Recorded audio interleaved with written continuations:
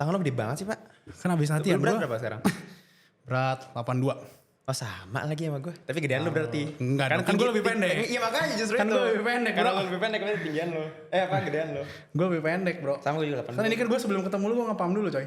Gue tadi udah ngepam jam berapa? Hilang, makanya hilang. Iya hilang. Asal ini dulu nih. Iya harusnya di sini dulu bro. Tadi numpang aja.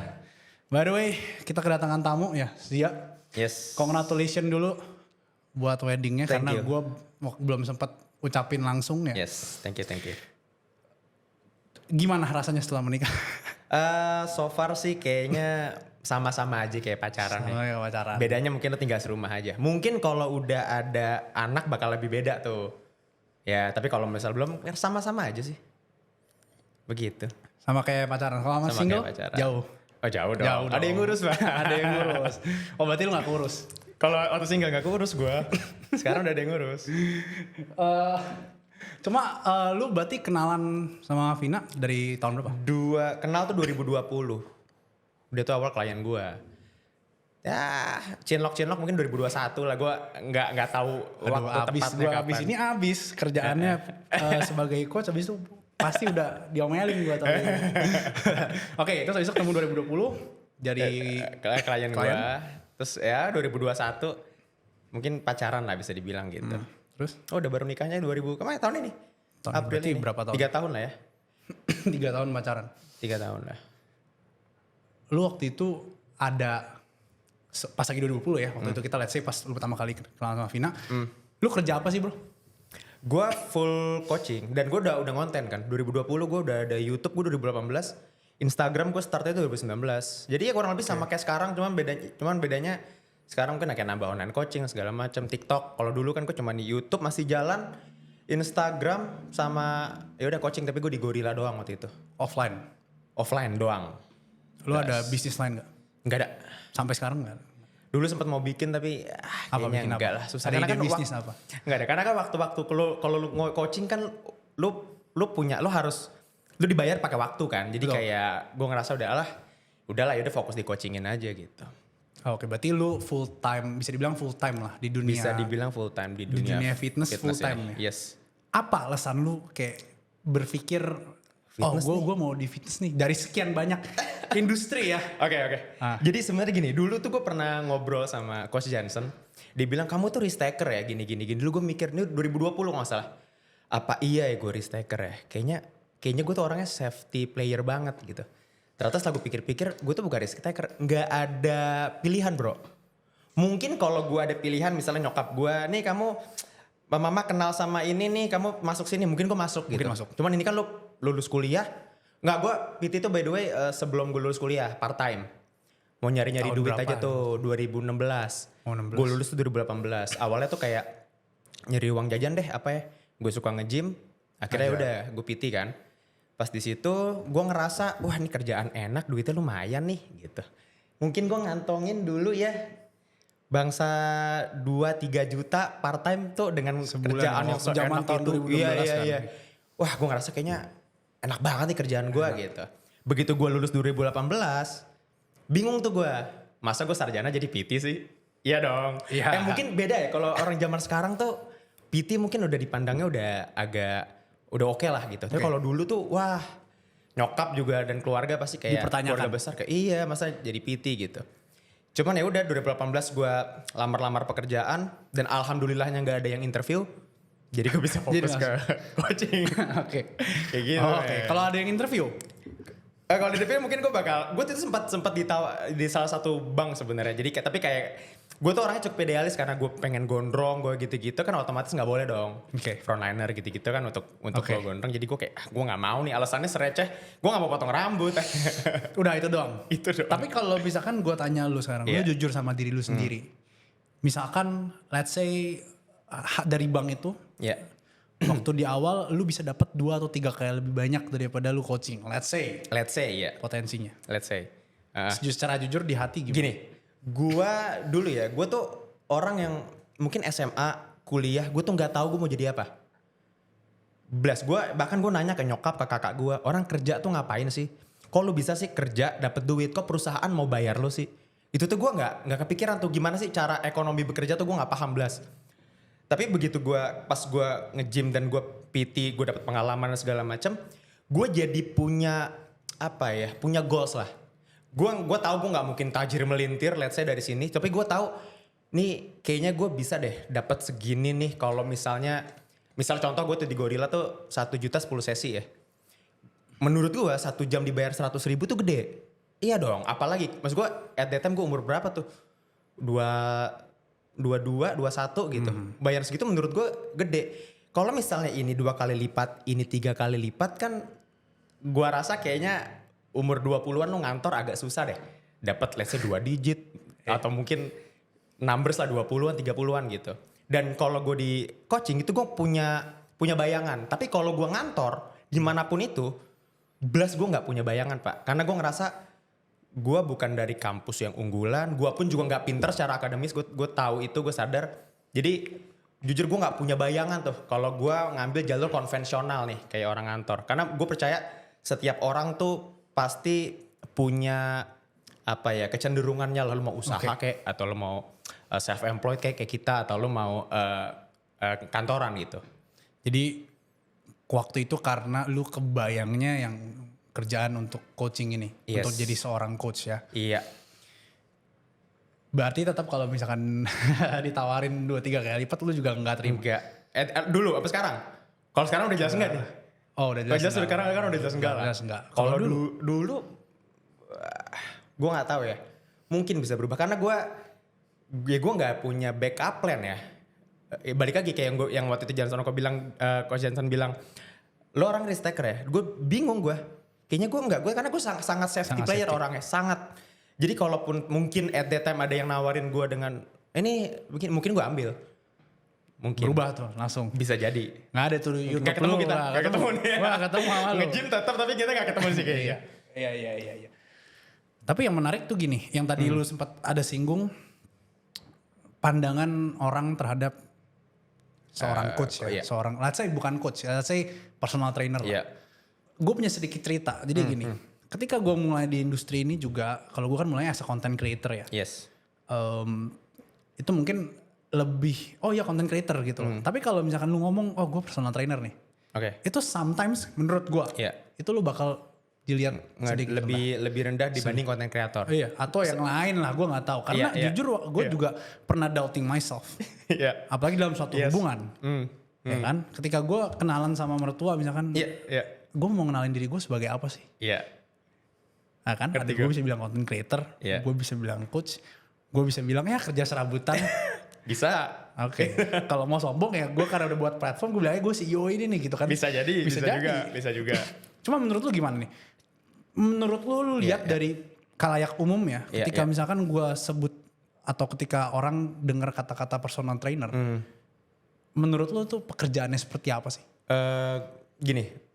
Gue mungkin let's say udah berapa ya gue? 8 tahun ya. Udah 8 tahun gue 2016 sampai sekarang 2024. Ini cukup berubah. Karena dulu, saya setuju gue sama lo. Dulu gue punya YouTube nih. Ada duitnya nggak? Nggak ada.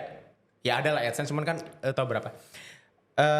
Ibaratnya uang yang gue hasilkan dari coaching sama dari gue content creator atau YouTuber lah at that time ya nggak sebanding.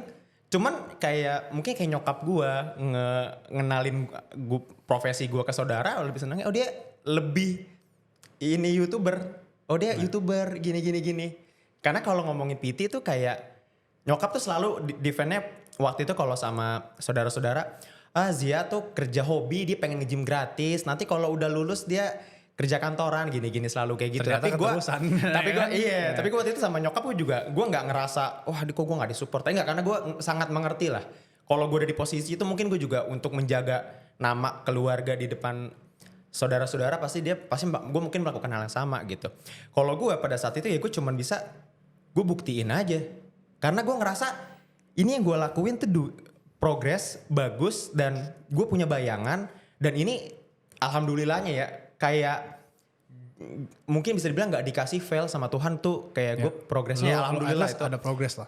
Iya, secara rata-rata lu tarik pasti ada progres. Selalu berprogres. Jadi ya udah lambat laun kayak ya nyokap udah mulai maksud gue ya pasti udah mulai ngerti lah lama-lama kelamaan gitu. Dan kalau sekarang profesi PT menurut gue udah jauh lebih mumpuni lah, lebih layak lah ya. Iya, karena ada banyak banget orang kayak dokter aja jadi PT sekarang kayak. Yes. Ya maksud gue udah banyak lah, udah nggak cuman orang yang nggak sarjana nih, udah banyak orang yang sarjana, bahkan nggak cuma sarjana gitu, dokter gitu. Iya, gue juga sarjana bro. Ya Teknik kan? elektro lagi, gak ada hubungannya sama sekali. Gue dari nyolder sama megang besi sekarang kan. Ada hubungannya gak? Ada hubungannya ya kan at least. Tapi maksud gue itu juga melipir yang cukup jauh gitu kan. Yes. Tapi dari lu ya, gue belajar untuk lebih tenang sih. Kenapa? Karena ibaratnya gini, lu dengan kerjaan seperti ini, lu bisa dengan karir lu seperti ini, lu bisa sampai titik lu nikah, lu bisa yakin semuanya. Itu assurement buat gue dan teman-teman yang lain sebenarnya. Oke. Karena gini loh, jujur, gue selalu bertanya juga apakah jalan yang gue ambil ini benar atau salah. Iya.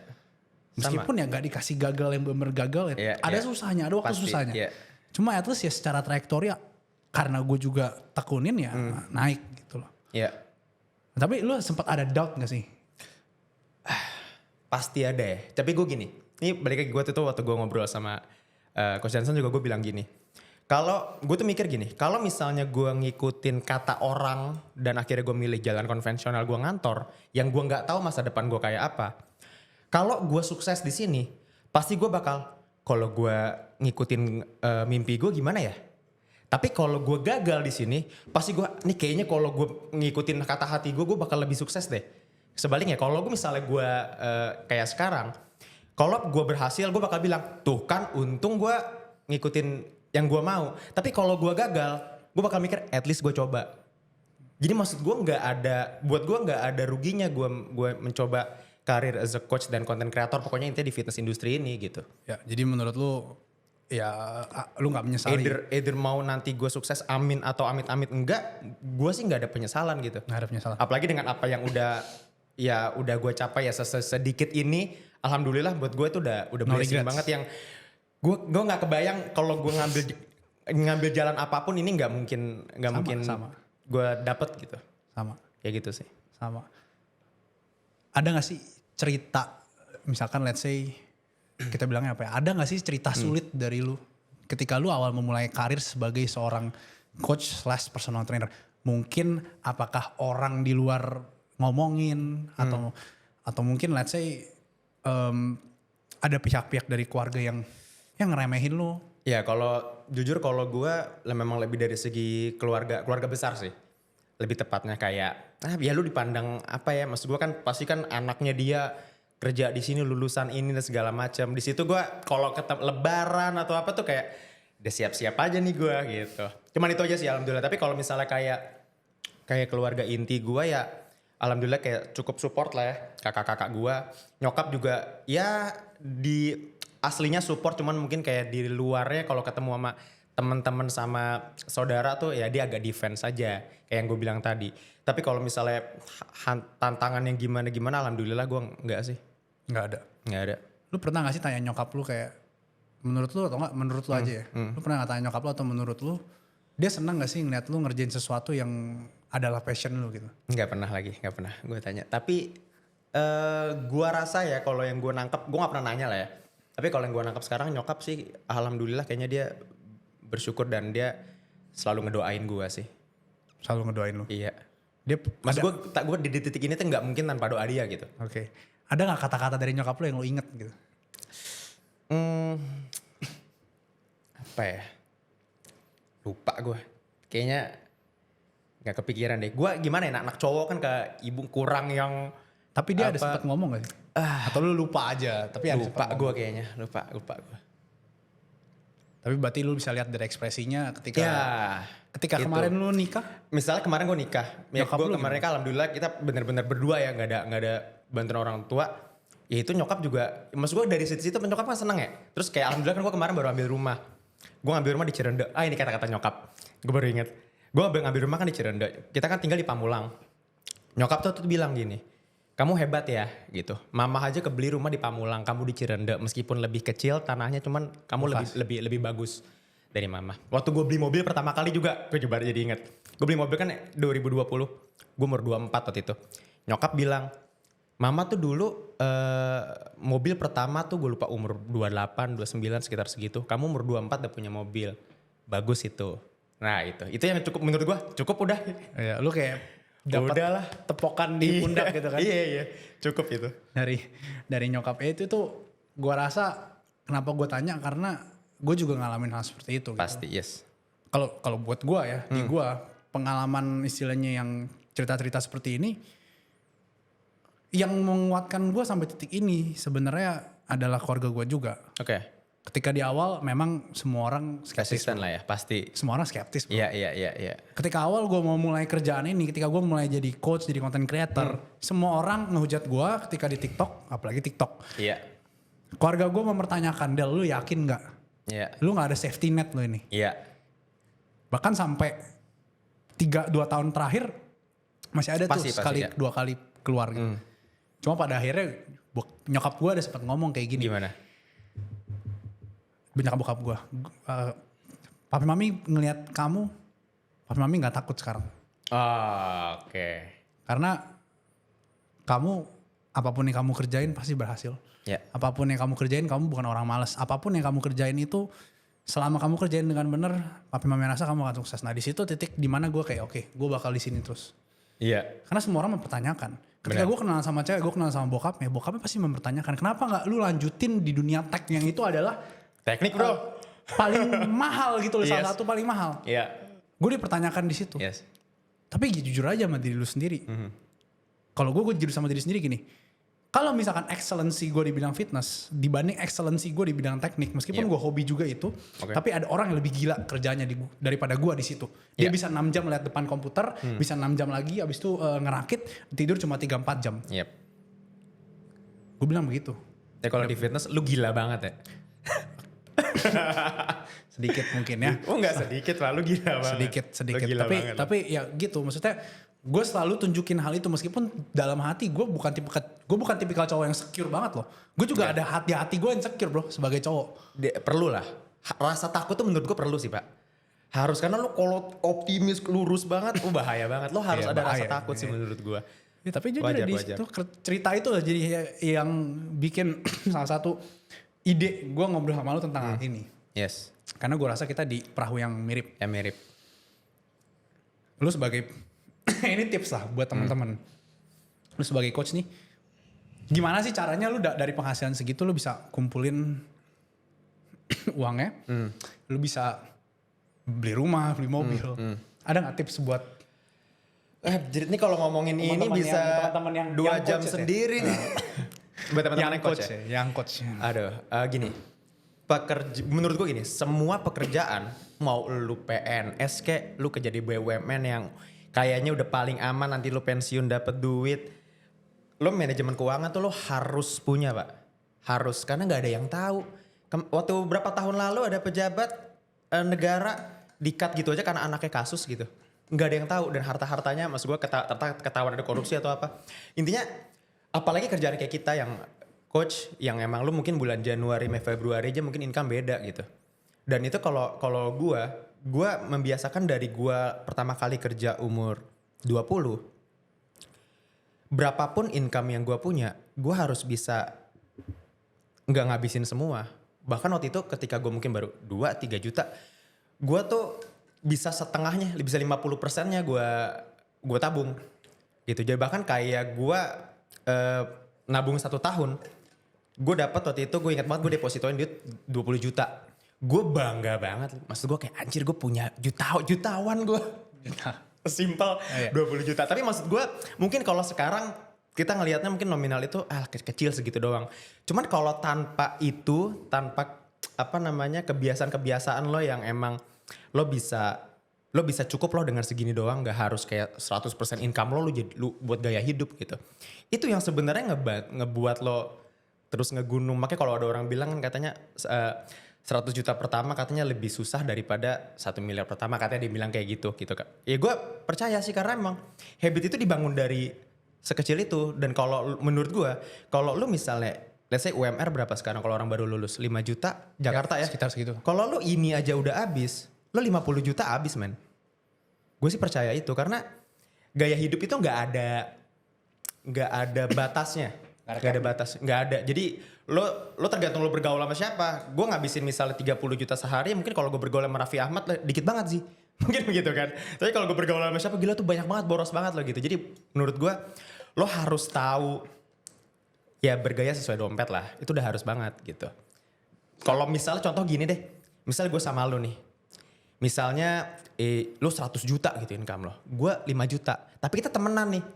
Kalau misalnya lo ngajak gue ke kafe mahal lah. Lo sih kita keluar negeri yuk bareng sama si ini. Ya gue bisa nolak woy. Gue gak perlu yang wah iya gue harus ngikut. Ya lu income lo berapa gue berapa. Nah menurut gue anak-anak muda apalagi zaman sekarang ya sosial media udah sebegitu maraknya. Ini yang susah. Kontrol gaya hidup kita samain sama orang yang di atas kita. Atau mungkin background keluarganya lebih baik. Kayak gitu sih. Ya, satu hal yang penting ya. Apalagi buat anak muda sebenarnya. Yang kayak gue lah. Lu berapa sih? Umur berapa sih? Gue 28. Oh 28. Ya masih tergolong muda lah masih. 24. Oke. Beda 4 tahun gitu. Beda 4 tahun. Yang gue pelajari ya. Sebenarnya gue juga ada teman-teman yang dengan status uang yang juga cukup banyak gue kenal.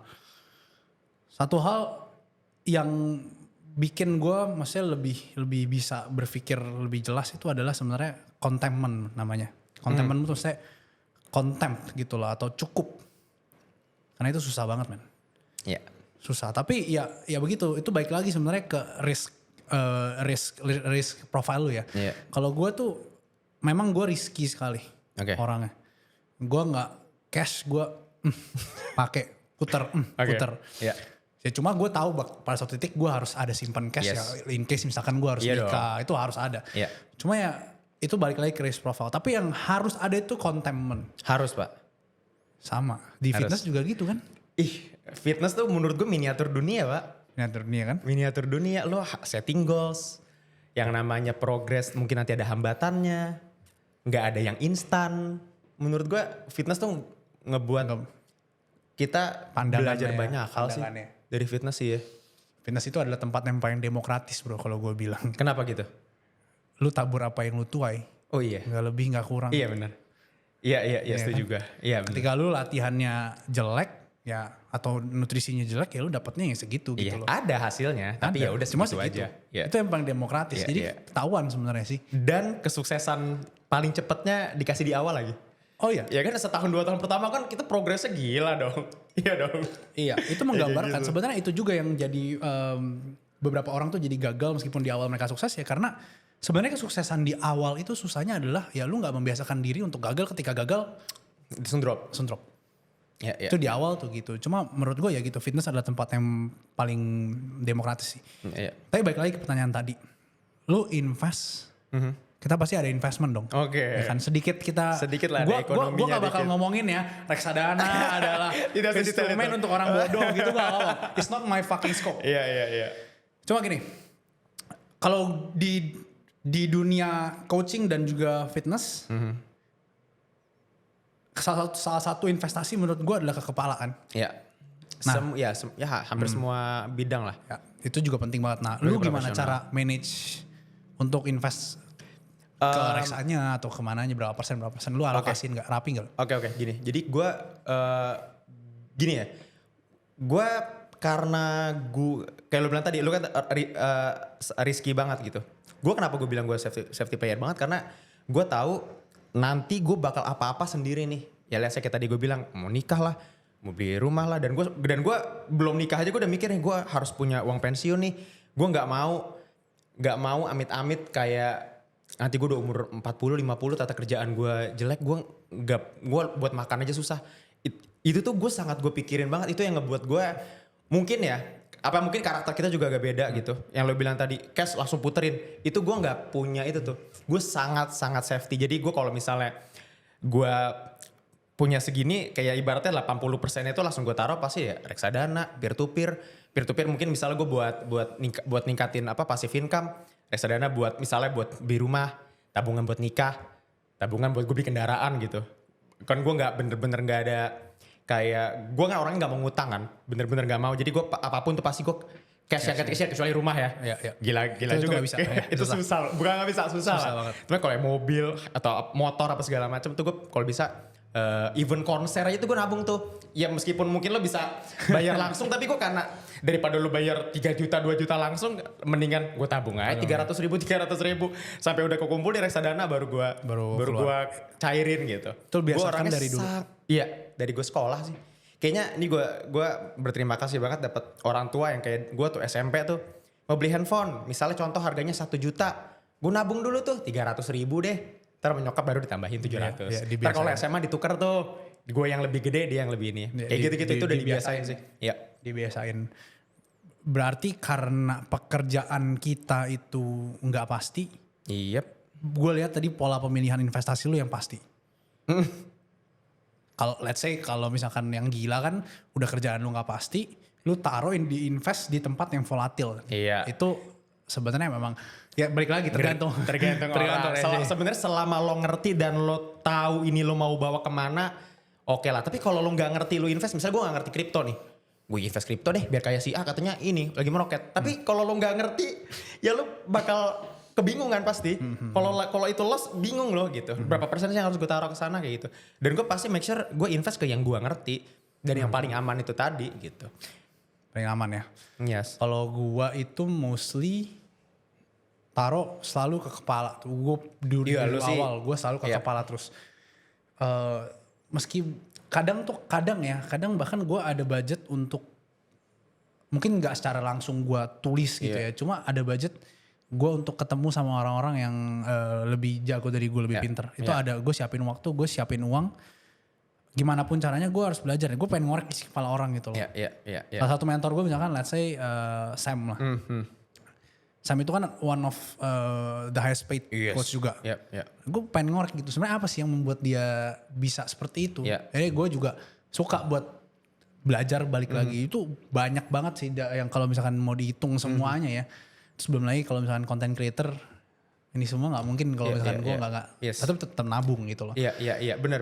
Dan jadinya memang maksud gue let's say ada perbedaan antara orang kita lah atau orang lain. Tapi lo ya terbukti nih. Lo bangun TikTok, bangun Instagram. Itu juga gak sebentar bro. Tapi lebih lama gue dan gue kalah. Ya, tapi kan lu lebih senior. Maksudnya orang tuh gue juga tahu lu kan dulu kan gue udah sempet dulu banget waktu gue masih kuliah. Itu kan juga ada keseluruhan video lu. Itu kan video udah keluar. Ya makanya tapi maksud gue lo bisa start let's say lebih early tapi lo ngebut lah bisa dibilang gitu lah. Dan content creator dengan menurut gue fitness ya salah satu paling rapih niat ya lu. Ya itu dan karena lo juga ilmu juga udah lah nggak perlu di apa. Enggak lah masih ini lah ya. Iya belajar terus pasti harus. Cuman pinter banget guys. Oke. Sekarang gue mau bahas hal lain nih. Tadi ngomongin lu influencer senior ya. Yes. Berarti lu mulai dari tahun berapa? Tua banget gue. Influencer senior berarti mulai dari tahun 2018 gue YouTube dulu. 18 itu. Tapi lu dapat gak sih dari YouTube? Dapat apa nih? Duit maksudnya? Bisa dibilang enggak lah. Dikit. Bisa dibilang dikit enggak banget. sih. Karena ternyata dulu tuh gue nanya sama temen gue yang YouTube-nya udah mulai dari setahun 2 tahun sebelum gue. Ternyata dulu tuh AdSense tuh perkaliannya agak beda. Jadi dia tuh kayak berapa ratus ribu view aja bisa langsung kayak belasan juta gitu. Ya gue gak ngerasain tuh. Kayak gitu. Jadi kayak ternyata udah berubah tuh. 2018 tuh ternyata berubah. Itu pas banget gue mulai. Tapi waktu gue pertama kali nge-YouTube gue juga emang gak berharap duit dari AdSense atau dari endorse sih. Gue cuma berharap kalau gue nge-YouTube orang tahu gue. Masa adalah dari 10 ribu view. Masa gak ada yang beli coaching gue? Faktanya gak ada sih emang. Mau 100 ribu. Itu kita bahas off cam aja ya. Itu bahas off cam. Itu karena beda. memang itu beda. Different game. Different game. Gue harus pivot jauh banget dari tahun lalu ke tahun ini. Karena gue belajar hal itu. Iya kan? Padahal pemikiran kita sesimpel itu. Yes. Tapi kan gak apa-apa meskipun kita salah kan kita belajar ya. Iya. Tapi atas orang tahu lu. Yes. Gitu kan. Alhamdulillah. Ada kesulitan apa gak sih ketika, let's say bukan dari produksi ya, misalnya let's say dari kontennya sendiri, dari edukasinya sendiri, lu bolehlah curhat lah. Ada kesulitan apa? Kalau zaman dulu menurut gue lebih gampang karena konten kreator kan masih sedikit ya. Jadi maksud gue lo tinggal ngelihat konten kreator luar aja, kita ngeliat ke Indonesia, ini ketinggalan banget nih kita gitu. Sesimpel macros lah, calories in calories out gitu kan, sesimpel itu orang masih di Indonesia berapa tahun lalu kan masih kurang banget. Tapi kalau sekarang ya ada bermunculan konten kreator yang mungkin emang bener pinter banget atau mungkin emang gimmick. Iya, Delon yang bilang aja, ya gimmick ya. Mungkin di klip di TikTok. Itu yang buat gue, lo nggak bisa, ya lo harus upgrade sih. Ya. Itu yang menurut gue mungkin gue juga agak telat tuh.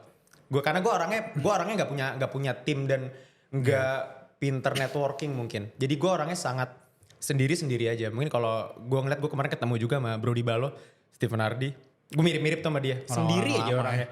Tapi begitu gue sekarang ini nggak bisa sih ya, gue harus ketemu lo, gue ketemu Sam, segala macam untuk ya dapat ilmunya lah gitu. Iya kan, karena tukar pikiran. Yes, harus banget. Jadi kalau misalkan gue, pasti ada yang bisa dipelajari dari seseorang, men. Pasti. Apapun itu. Apapun ya. Orang tuh mikirnya gini loh, gue ketemu orang di fitness cuma belajar soal fitness. Hell no bro. Gue tanya lu bisnis gimana jalaninnya. Iya, lu ketemu klien itu. Iya, lu gimana kalau bisa akuisisi klien sebanyak itu. Enggak, it's not all about ini otot. Enggak. Hidup kalian tuh enggak semuanya soal otot, men. Gue udah bilang loh. Dan gak semuanya soal berat-beratan, gak semua soal otot, gak semua lu harus bahas makan gini. Enggak, sometimes lu juga cerita gitu loh. Karena kayak gini sekarang, gue jadi tahu, gue jadi terteguhkan gitu loh. 28 udah nikah, bisa dari sini. Ya. Gitu loh. Tapi memang menurut gue jadi coach ya, itu privilege sih Pak. Selain emang ya lo bisa menghasilkan dari situ, lo ketemu orang-orang yang hebat-hebat. Hebat-hebat ya? Ya artis mungkin atau pengusaha, dan lo bisa tahu gitu. Meskipun ini bukan bidang lo, tapi ini kan nambah ilmu lo gitu. Betul. Networkingnya tuh dan murah. Dibanding lo, karena gini, kalau misalnya kita mau networking sama orang-orang tinggi kan kayaknya lo harus punya apapun yang mewah lah. Ya dong, komunitas, join komunitas itu kan mahal. Atau kalau olahraga mungkin ke golf gitu. Tapi nge-gym kan lo ada 300 ribu, 200 ribu per bulan, 500 deh. Seenggaknya lo udah ketemu orangnya udah gila-gila gitu. Jadi menurut gue salah satu wadah networking tuh gym sih. Gym ya? Soalnya harus ada ngobrol juga kan di gym. Iya. Bener. Baik lagi, kita bahas soal yang hari ini nih. Menurut lo, tadi kan kita bahas dari segi industrinya. Perbedaan industri dulu sama sekarang. Menurut lu perbedaan content creator yang dulu sama sekarang itu apa? Bahasan, yang gue tadi udah sebut, bahasan sama edit. Dan Pak Delon ini ngebuat standarnya tuh makin tinggi. Lu jangan gitu dong. tapi gini. Tapi gue ternyata sekarang ini gue juga rasa ternyata untuk mulai start konten apapun itu nggak perlu yang mahal-mahal gitu. Kadang yang viral aja videonya kurang aja bisa. Ini gak guna bro. Ini gak guna bro. Ini pengen estetik lo aja, idealisme lo aja kan. Gue aja. Iya. Gue juga konten-konten gue cuman kamera gitu, lighting cuma buka hordeng doang, gak pakai mic, bisa-bisa aja. Sebenarnya kalau lu, yang penting apa ya, message-nya aja. Ya, yang penting tuh ininya bro. Kalau zaman sekarang ya, yang penting itu adalah gimmick di awal. Aduh. Lu taruh misalkan, jangan pernah makan ini kalau kamu mau sehat. Misalkan, gitu ya? Begitu. Baru tahu. Sering seliburan. Ya meski sebenarnya ya gue tahu maksudnya bagus untuk mengurangi. Betul. Habis itu kayak rahasia yang dokter nggak mau kamu tahu. Nah, itu juga sama itu kan bro. hook ya. Istilahnya hook. Itu perbedaannya content creator dulu sama sekarang. Karena sekarang itu lu harus jadi beda. Harus jadi beda dan orang cepat switch. Kalau dulu kan kenapa YouTube itu gede, karena lu nyari orang itu kan. Kalau sekarang kan lu nge-scroll. Jadi kalau lu mungkin ilmu lu daging banget tapi lu lesnya nggak ada hooknya aja tuh, ya mau nggak mau kita tetap harus ada. Iya, dan pembahasan juga kan susah sekali. Kalau dulu pokoknya ya orangnya dikit, jadi ya belajar aja gitu. Kalau sekarang lu jelek ditendang langsung, gitu. Langsung ditendang. Jelek nggak kasih sensasi. Nggak kasih sensasi. Iya, badan lu atau harus yang wah freaky banget ya. Itu kan juga genetik kan, susah. Atau lu nggak apa ya ngomongnya ya, lu nggak ganteng men, udah susah sih kalau gitu udah. Tapi ada aja kok, bisa aja kalau ada asal ada rumus-rumus yang lain, ada gimmicknya, ada segala macam. Iya bisa. Cuma kan untuk mempermudah kan seperti itu. Mempermudah, iya. Kalau buat cewek ya pantatnya harus gede. Betul. Pakainya ngetat. Betul. Gerakannya squat dan selalu shoot dari belakang kan. Betul. Kayak gitu aja. Pakai legging yang ada belahan. Iya, itu doang. Itu doang rahasianya men. Iya. Iya kan? Ya menurut gue gitu. Tapi kan ini yang ngebuat lu long term atau enggak? Setuju. Maksud gue lu hal-hal ini mungkin cepet gitu. Cuman habis itu menurut gue orang kan cuma pengen terkenal dong. Iya. Tapi maintain dan lo bisa punya mungkin apa ya, citra yang lebih positif lah ya. Menurut gue susah. Kalau cuman sekedar terkenal, views banyak, lo ini tapi sebenarnya kayak orang-orang di industrinya mungkin kayak ini apaan sih? Atau misalnya nih gue badan gede, ya ini bukan gue nyindir siapapun ya, badan gede, natural apa segala macam. Tapi sebenarnya orang-orang di industrinya tahu lu fake neti, gue sih nggak mau ya kalau kayak gitu. Gue kalau misalnya one day gue make gitu ya gue sih bakal bilang gue gak mau kalau kayak, ditanya nggak apa? bohong. Apa? Kalau ditanya nggak bohong atau nggak usah muter-muter gitu kayak orang-orang gitu. Yes. Ya itu sih bedanya kalau menurut gue antara yang dulu sama sekarang.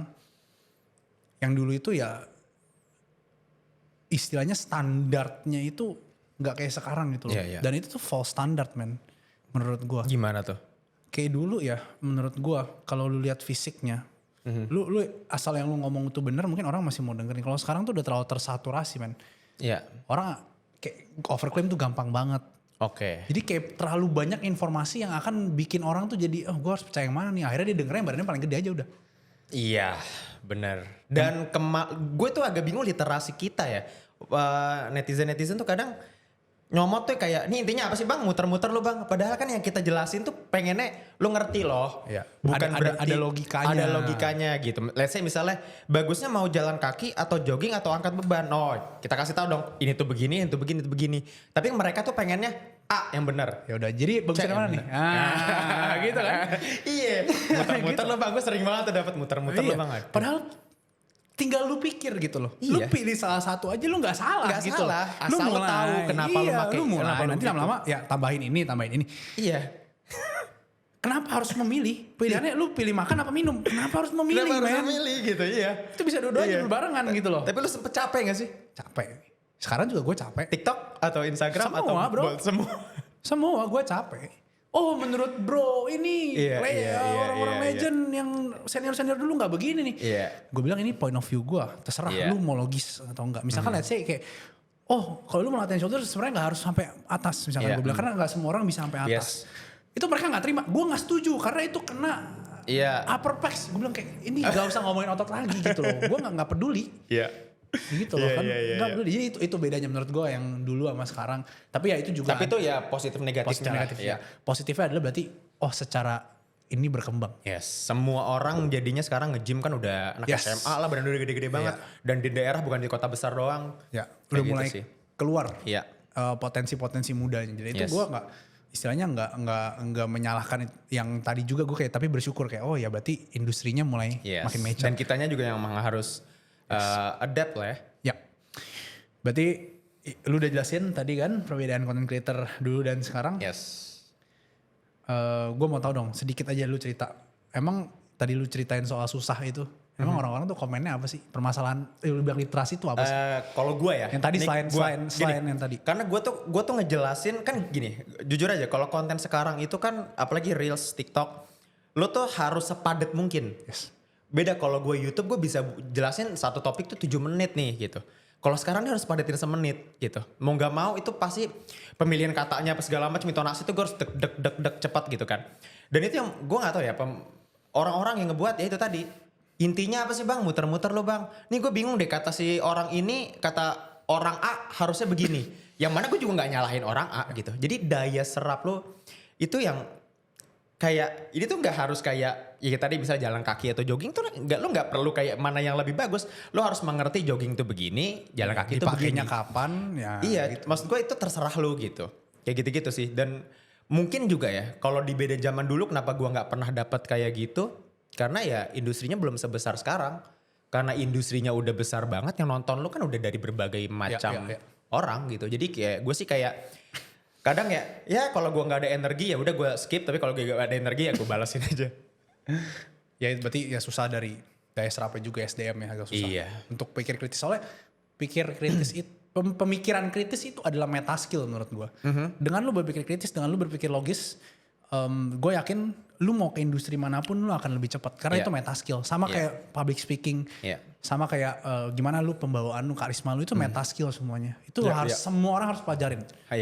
Menurut gue untuk mereka bisa sukses. Iya benar-benar setuju gue. Jadi susah juga itu gak bisa kita paksain dan gak bisa kita ajarin. Kitanya yang harus ya udahlah. Language barrier harus diturunin, bahasa mungkin periodization apa tuh bang gitu kan susah kan. Jadi kita harus menjelaskan sesimpel mungkin. Anggap aja kita ngejelasin anak kelas 3 SD. Kalau gue mikirnya gitu aja. Oke, ini sari-sarinya udah dapat semua, tapi ini yang paling terakhir sebenarnya yang paling gue tunggu bro, topik yang pengen gue bahas nih. Apa nih? Kan udah 8 nih. Bentar lagi 30. Jadi jangan diingetin men, gue lagi menikmati nih. Sisa-sisa 20. Emang 30 lu gak menikmati? Menikmati bisa sih, cuma kan kayaknya itu kayak suatu step yang another step lah. Kalau 20-an kan kayak lu masih ugal-ugalan. Tapi gitu. Demografi gue masalahnya nonton tuh 18 sampai 25. Kayaknya enggak. Ya gue ya sekitar segitu juga. Gue ada pertanyaan nih yang pasti mewakilkan mereka. Apa hal terpenting yang lu pelajari setelah lu menjadi coach dan memilih coach sebagai karir lu? Apa hal yang lu pelajari terkait karir? Oke, kalau gue gini, ini simpelnya lo mau lu kuliah apapun dan lo nantinya mau di manapun, lo punya contoh suksesnya nggak? Ini gue ngomongnya bener-bener serealistis itu ya, gue nggak yang gimana-gimana, realistis aja. Lo punya contoh suksesnya nggak? Kalau lo ngerasa nggak punya, tapi lo ngikutin kayak karena gue jurusan ini, gue harus ini nih. Ya jangan.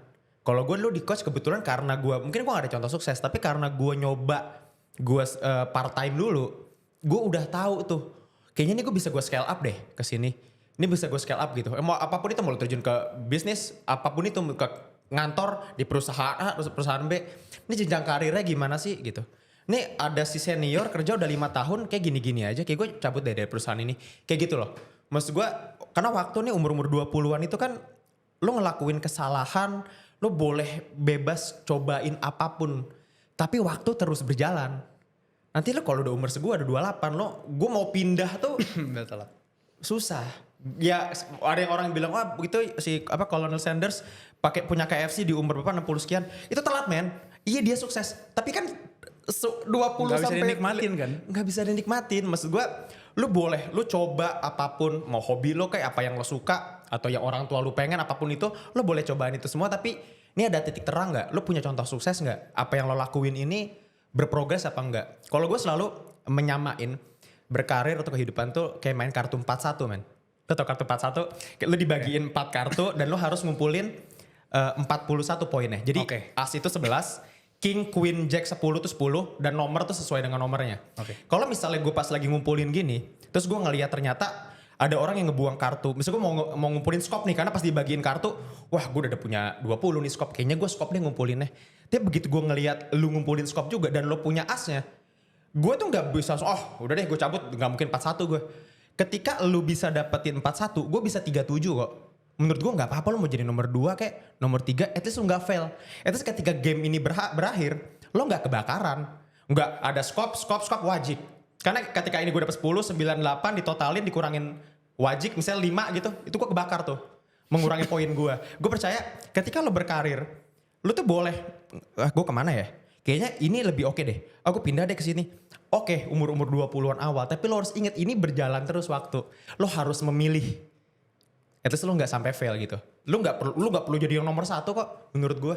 Ini realistis aja ya. Karena ini apa yang gue jalanin. Gue gak pernah punya cita-cita, wah gue harus jadi begini. Oke, berat. Lo bisa punya, misalnya lo bisa punya keluarga yang cukup keuangannya. Lo bisa punya rumah buat tempat tinggal. Lo bisa punya kendaraan. Menurut gue tuh udah cukup banget gitu. Dan lo kalau mau mencapai itu aja lo butuh perjuangan. Maka lo untuk ngelihat ke yang wah si A gila mobilnya mobil sport segala macam, gak pernah cukup. Iya, lo yang ininya aja dulu. Jadi dan untuk ngejalanin ke sini juga nggak mudah. Jadi di umur 20-an ini lo pakai lo mau salah deh gitu. Salah dalam artian positif ya, maksud gue lo coba suatu hal lebih tinggi. Bukan lo bandel ya, maksud gue tuh lo udah ngapain lah gitu. Tapi kalau lo coba resiko apapun itu yang ngebuat lo progres. Iya, itu semua kan akhirnya balance antara resiko sama umur juga sih. Iya. Ya kan? Tapi permasalahannya lu boleh fucked up di awal, tapi remember the clock is ticking. Iya. Karena udah banyak banget lah pasti orang udah, ya mohon maaf ya udah umur 30, umur 35, 40 masih ya menurut gue faktor kesalahannya tuh di umur 20-annya itu sih. Iya. Menurut gue umur 20-an tuh sepenting itu sih. Berarti ya try lah ya, coba ya. Coba harus coba. Sekarang yang kedua selain dari karir itu adalah relationship wise. Waduh, oke. Bini gue nonton tuh. Iya, nggak nonton langsung lihat deh. Langsung lihat. Premier deh. Gua merasa yang lu gua nggak tahu ya. Misalnya Vina support, gua harap sih support full ya. Iya. Karena itu sebenarnya susah loh dicari. Iya. Secara relationship ya. Iya. Ketika ibaratnya cowok ini dia lagi ngejar sesuatu tapi dia ditarik juga ke bawah sama ceweknya. Itu susah loh man. Susah banget. Apalagi lu masih 20 itu nanti bakal resikonya bakal kerasanya nanti di 30-an. Ketika lu nanti udah selesai, lu udah istilahnya udah tua, nanti susah kayak anjing. Gue salah nih kayak ini pilih nih. Iya. Itu penyesalannya di akhir. Yes. Ya kan? Menurut lu gimana sih sejauh ini? Gini, proses kalau sama Vina ya? Gue selalu, gue berapa kali nanya ke dia, gue selalu bilang background gue tuh kayak begini. Gue kemungkinan jalan hidup gue tuh bakal begini.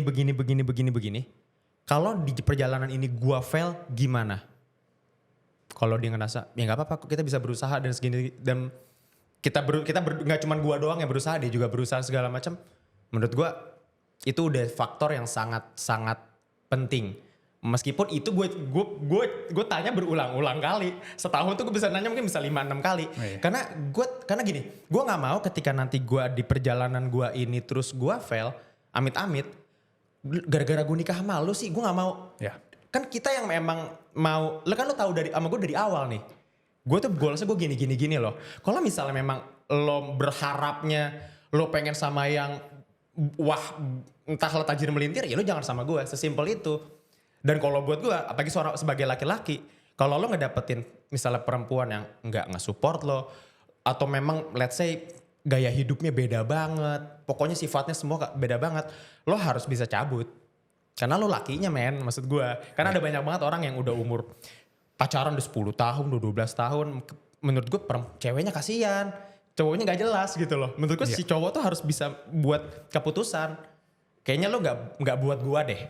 Lo baik tapi kayaknya kita kurang di sini-sini. Udah deh, lo sama yang lain aja. Menurut gue itu penting banget. Lo tahu satu visi lah. Satu visi. Kayak ngerti gak sih? Kayak meskipun kerjaannya beda, tapi kayaknya goals kita tuh 10 tahun ke depan gue tuh mau gini-gini. Lo gimana? Oke, kayaknya sama, mirip. Oke. Iya. Sebenarnya kalau perbedaan antara pasangan sih menurut gue. Itu wajar. Wajar ya. Oh, yes. Tapi untuk kalau misalkan memang mau serius ya sama satu cewek. Atau buat yang cewek mau serius sama satu cowok, make sure ini satu paling penting. Ini yang gak bakal gue mau ulangin lagi kesalahan gue yang dulu. Make sure lu berdua ada di satu tim, satu perahu. Nah. Satu perahu. Yep. Menurut gue salah satu ada yang nge-drag down, dua-duanya akan drag down juga. Yes. Meskipun ya mungkin belum terlalu kelihatan di awal ya. Tapi biasanya ini mulai kelihatan bisa jadi udah 2-3 tahun pacaran baru. Iya. Tapi menurut gue kalau apalagi udah umur 25 ke atas ya. Lu tuh bisa nanya, bisa langsung to the point itu sih. Mau keuangan juga lu bisa nanya. Maksud gue kita udah bukan lagi SMA gitu loh. Ya. Iya, lu bisa langsung sebelak-belakan itu sih kalau gue ya. Kayak gitu. Tapi kalau misalnya memang udah beda banget, ini kesananya pasti bakal banyak berantemnya lah. Karena gimana pun juga hubungan tuh kadang bukan salah, bukan benar. Benarnya lu A, benarnya gue C, ya udah gak nyambung aja. Gitu. Iya. Tapi ya itu dari semua teman-teman gue yang sukses ya bro ya. Gue tanya salah satu hal yang underrated apa sih yang orang tuh sebenarnya punya tapi lu nih ketika lu udah sukses tuh lu ngerasa ini underrated banget. Itu salah satu jawabannya adalah ketika orang yang lu sayang itu sayang lu balik. Ketika orang yang lu support mati-matian itu support lu balik. Yeah. Karena itu menurut gue banyak kisah sakit hati segala macam tuh dimulai dari situ. Iya. Setuju gue. Ya. Setuju. Terus habis itu terakhir mungkin sebagai penutup lu istilahnya mewakili coach yang udah cukup panjang ya 2016 karena dari tahun 2020-an itu jumlah trainer itu naiknya drastis apalagi dengan gym yang buka banyak sekali. Termasuk gue lah misalkan. Yeah. Give me advice bro. Mungkin 1-2 kalimat sampai 3 kalimat. Take your time buat mikir. Gimana? Apa-apa gimana? Kasih gue advice ketika kita tuh masih struggle gitu loh di awal ketika mulai gitu mungkin. Karir sebagai coach. Iya, apalagi dengan dunia yang udah dunia coaching yang saturasi banget gitu loh. Kasih 1-3 kalimat lah. Take your time to think. Pertanyaannya susah banget ya.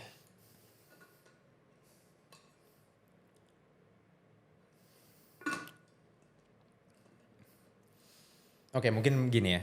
Ini paling realistisnya ya. Lo harus punya mentor sih. Atau at least ada orang yang lo look up to lah. Biasanya contoh gue ngeliat lo nih. Gila Delon, keren banget ya deh. Ilmunya gini. Oh dia bisa ngajarnya begini. Di tempatnya ini. Itu lo bisa dijadiin ilmu sebenarnya. Either lo mau ngikutin ke tempat itu. Atau lo kayaknya gue harus begini dulu nih. Gue selalu ngasih tahu ke orang-orang yang mau jadi coach. Kalau saran gue. Karena sekarang itu marketnya apalagi udah sebanyak itu, lo start di gym dulu aja. Kalau lo kan, lo udah konten dulu ya, lo udah konten orang udah banyak kenal lo. Tapi kalau lo bener-bener gak ada orang yang kenal lo mau ilmu lo sepinter apapun, lo mau jual sama siapa. Jadi kalau saran gue, kalau saat ini ya, lo harus ada di gym dulu. Lo harus bergabung dengan sistem dulu. Di situ lo belajar deh. Kalau dari situ lo harusnya udah tinggal gampang. Tapi kalau lo start dari langsung freelance nih biar dapat uang 100%, tapi lo mau jualnya ke siapa? Agak sulit ya. Kayak gitu. Dan lo juga bisa belajar kan di situ. Ada banyak orang. Jadi salah satu yang gua ngiri adalah gua nggak sempat untuk dapetin klien yang lebih banyak lagi. Karena gua jujur juga butuh untuk melihat data orang-orang general population itu seperti apa. Jadi dengan lu di gym, ini penyesalan gua juga sebenarnya harusnya, tapi ya udah lewat. Dan menurut gua nggak salah juga gua ambil content creating, tapi dengan lu di gym, lu bisa pelajarin orang tuh rata-rata seperti ini, lu bisa trial error yang istilahnya pendekatan yang lebih yang cocok itu apa gitu loh. Gue waktu gue dari Gorilla Gym, gue 2,5 tahun di sana, terus gue pindah ke Gold's Gym. Waktu itu gue sempet 7 bulanan di sana. Itu gue dapet ilmunya, bukan cuma sekedar ilmu materi fitness ya, tapi lu bener-bener kayak, karena beda dong lo misalnya dari gym lokal ke mega gym, itu lu beda, lu bakal banyak banget dapat ilmu. Oh ternyata ada ya dulu orang di per sesi itu dibayar 300.000 tuh ada ya. Dulu kan gue 100.000 kayak gitu. Itu kan lo nggak kepikiran. Dan sekarang ini ada gym level lah misalnya mahal, paradigm lah mahal. Ya ada. Dan itu ya lo nanti bakal ke sana gitu. Tapi ya kalau lo nggak, makanya gue bilang tadi kenapa join ke gym dulu, karena ini bikin lo melek lah. Pandangan lo atas kebuka gitu. Ya, you have to earn the way lah nanti pada akhirnya juga. Oke, percakapan kita mungkin gue harap ya teman-teman yang denger bisa dipakai ya, bisa dipelajarin, karena Zia ini salah satu orang yang udah gue udah notice tuh cukup lama juga. Selain Zia tuh mungkin ada Melvin dulu juga cukup lama. Ada Brody Balo, mungkin sebelumnya lagi Gymaniac ya si Akram ya. Itu menurut gue pemain lama semua, dan meskipun ya tadi lu bilang lu agak susah ngikutin tempo yang kayak anak sekarang, tapi gue rasa anak sekarang yang cukup wise akan lebih banyak mulai belajar sama orang-orang yang udah lama sih. Kira-kira seperti itu. Oke, teman-teman semua, thank you buat yang udah nonton. Sampai jumpa dengan narasumber yang lain ya mungkin. Bye-bye.